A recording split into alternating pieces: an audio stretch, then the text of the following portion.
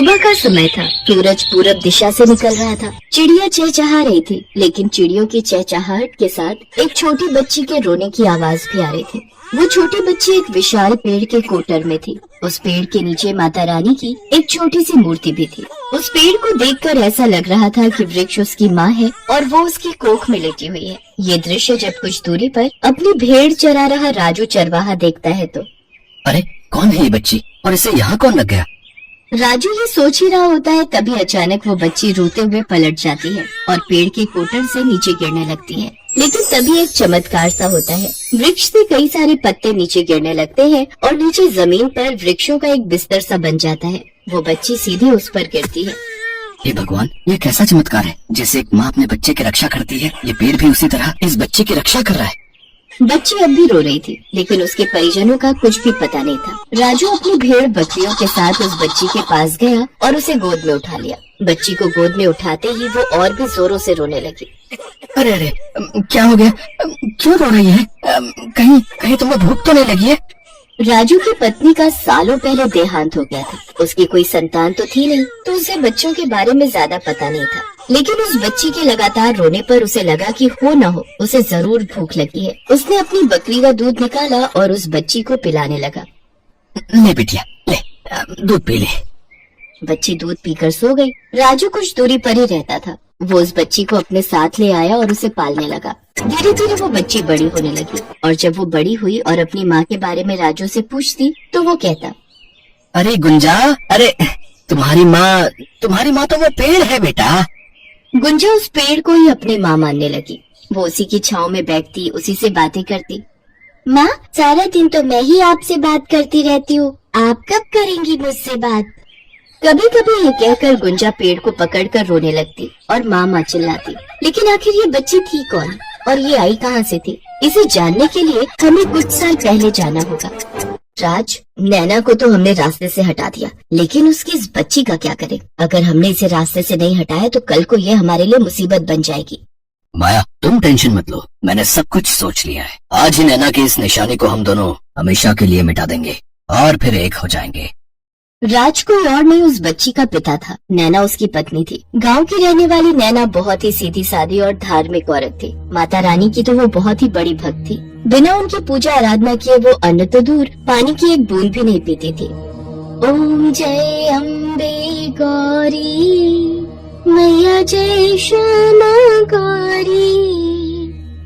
उस समय राज गांव में ही रहता था। नैना और राज की शादी 2 साल पहले हुई थी। राज सरकारी नौकरी की तैयारी कर रहा था। घर का खर्च चलाने के लिए नैना ही सिलाई कढ़ाई का काम किया करती थी।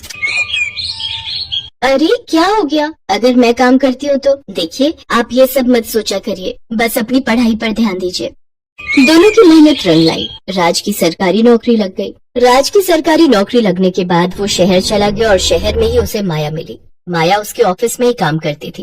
एक दिन, देखो राज, मैं बात को ज्यादा घुमा फिरा कर नहीं कहती, क्योंकि घुमा फिरा कर बातें करने पर तिल का ताड़ बन सकता है। मैं सीधे सीधे अपनी बात कहती हूँ, मैं तुमसे प्यार करती हूँ।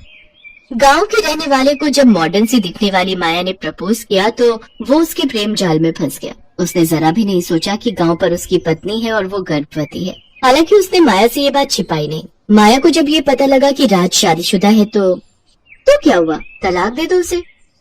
माया, हमारे गांव में ऐसा नहीं कर सकते। अगर किसी ने ऐसा सोच भी लिया तो गांव से उसे निकाल बाहर किया जाएगा। गांव पर मेरी बहुत सारी प्रॉपर्टी है। अगर गांव वालों ने मुझे बाहर निकाल दिया तो सारी प्रॉपर्टी पर नैना का अधिकार हो जाएगा। माया ने नैना से पार पाने का फिर एक नया उपाय सुझाया। उसे सुनकर राज थोड़ा घबरा गया, लेकिन वो माया के रूप जाल में इस तरह फंसा हुआ था कि उसने उसकी बात से इनकार नहीं किया। प्लान के अनुसार राज अपने गांव पहुंचा। अरे, इतने लोगों की तो डिलीवरी गांव में हुई है, किसी को कोई दिक्कत नहीं होती। मेरी भी यहाँ हो जाएगी तो क्या हो जाएगा? अरे, यहाँ मैं नहीं रहूंगा तो कौन रखेगा तुम्हारा ख्याल? क्यों? गांव में इतने सारे लोग तो हैं। आपके जाने के बाद जानकी चाची तो हर दिन सुबह शाम घर पर आती है और मेरा हाल समाचार लेती है। वो सब तो ठीक है, लेकिन मैं चाहता हूँ कि तुम्हारी डिलीवरी शहर में मेरे पास ही हो। वहाँ मैं तुम्हारा ज्यादा ख्याल रख पाऊंगा। अगर तुम यहाँ रही तो मेरा ध्यान हमेशा तुम पर ही लगा रहेगा। फिर मैं काम कैसे कर पाऊंगा? तुम्हें पता है ना, नई नई नौकरी है मेरी। राज ने नैना को अपनी बातों के जाल में फंसा लिया और शहर ले आया। शहर में उसकी डिलीवरी हुई और जिस दिन उसकी डिलीवरी हुई उसी दिन उसने और माया ने अस्पताल के कमरे में घुसकर उसकी ऑक्सीजन की पाइप निकाल दी। नैना मर गई। वो उस बच्ची को भी मारना चाहते थे, लेकिन उसी समय किसी की आहट उन्हें सुनाई दी। राज, लगता है कोई सो रहा है, हमें यहाँ से निकलना होगा, नहीं तो फंस जाएंगे। उन्होंने बच्ची को उठाया और वहाँ से निकल गए। रास्ते में एक जंगल आता था। उन्होंने उस बच्ची को वहीं एक पेड़ के कोटर में रख दिया। कोई ना कोई जंगली जानवर या जहरीला सांप इसे मार ही देगा, लेकिन जो जैसा करता है वो वैसा ही भरता है। जब वो दोनों जंगल से लौट रहे थे तो एक आदमखोर बाघ ने उन पर हमला कर दिया और उन्हें मार दिया। बहरहाल समय बीतता गया, बच्ची और उस पेड़ का लगाव बढ़ता ही गया। इस बीच नवरात्रि आ गई। बच्ची उस पेड़ के नीचे दुर्गा माँ की प्रतिमा स्थापित कर पूजा करने लगी।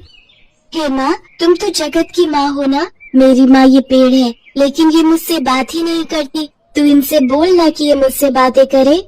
गुंजा नवरात्रि का व्रत भी रख रही थी और हर दिन माता रानी से एक ही प्रार्थना कर रही थी, लेकिन माता रानी भी उसकी प्रार्थना का कोई उत्तर नहीं दे रही थी।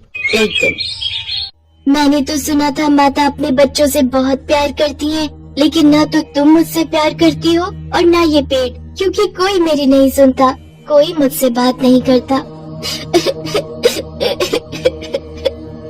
ये कहकर वो जोर जोर से रोने लगी और माता रानी से कहा, मुझे नहीं करना आपका व्रत, आप मेरी बातें नहीं सुनती है। लेकिन तभी अचानक एक चमत्कार हुआ। उस पेड़ से स्वयं माता रानी प्रकट हुई और उसे गले से लगा लिया। अरे मेरी बेटी, तुम क्यों रो रही हो? देख, मैं आ गई तेरे पास तुझसे खूब बातें करने। अब से तुम्हें जब भी जरूरत होगी मैं आ जाऊंगी, ठीक है? गुंजा ने यह सुना तो उसने माता रानी को गले से लगा लिया और जोर से बोली, माता रानी की जय।